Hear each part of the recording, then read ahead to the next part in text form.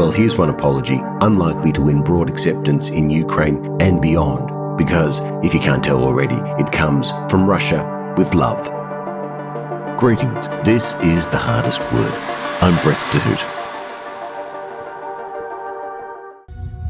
War. War is the most terrible word in all languages of the world. Since ancient times to the present day, wars on earth have not stopped. From spears, arrows and shields, humanity has come to the most terrible and destructive weapon, atomic bombs, the use of which can destroy everything and everyone you see around. Wars do not come by themselves. People start them. The groups in power decide the fate of the peoples. These politicians, intoxicated with power and testosterone, strive for world supremacy, not understanding the simplest and most important thing, that wars will never be forgotten. The blood of innocent people will never be forgotten and forgiven. It's 2022. I'm Russian. Putin declared war. He started a real war with Ukraine. This is a tragedy and a disgrace to Russia. This is the tragedy of Ukraine. This is a grief for millions of people in both countries. Coffins, mothers' tears, children's fear. This is a crime against humanity. Some terrible feeling of guilt. I see a lot of messages from people in Ukraine about what is happening with them, and I have an incredible desire to apologize to everyone. Sorry. I am sorry for every tear that fell from the cheek of parents who lost their children in this war. I apologize for the fact that the lands on which you grew up are burning. You are prisoners of a heartless man who wants to destroy everything that goes against him. A heartless man with nuclear bombs.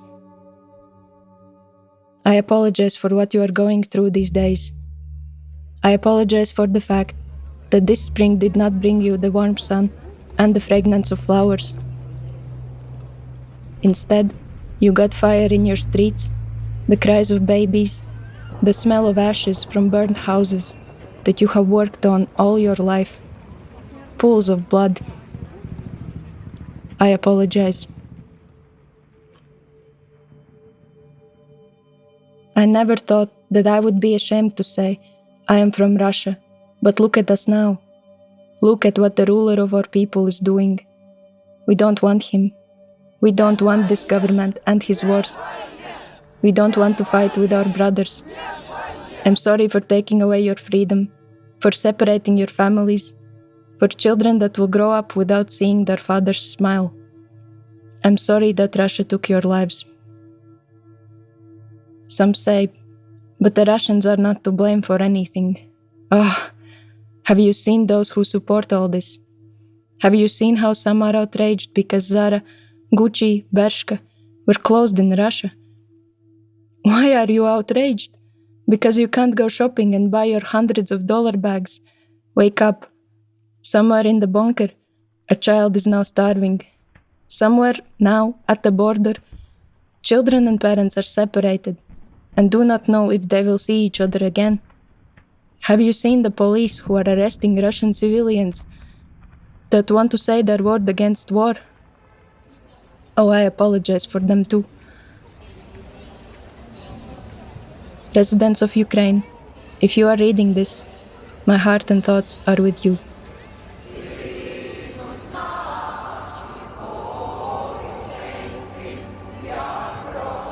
While not that many people, particularly in Ukraine, are going to accept Gabriela's apology, doing so will put you at risk.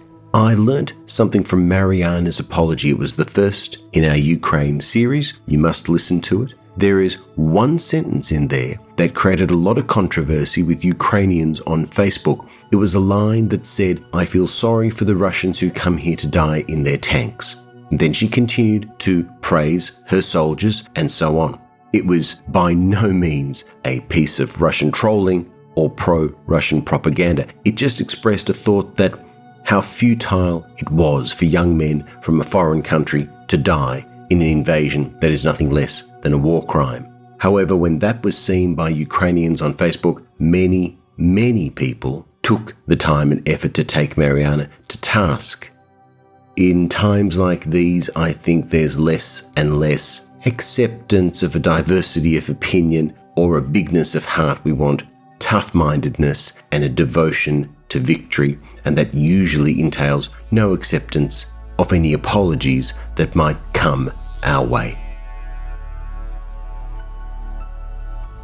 Well, it's time to bring this whole sorry business to a close. On behalf of our audio director, Brian Wallace, and me, your host, Brett Hoedt, thanks for listening. The website, thehardestwordpodcast.com. Farewell.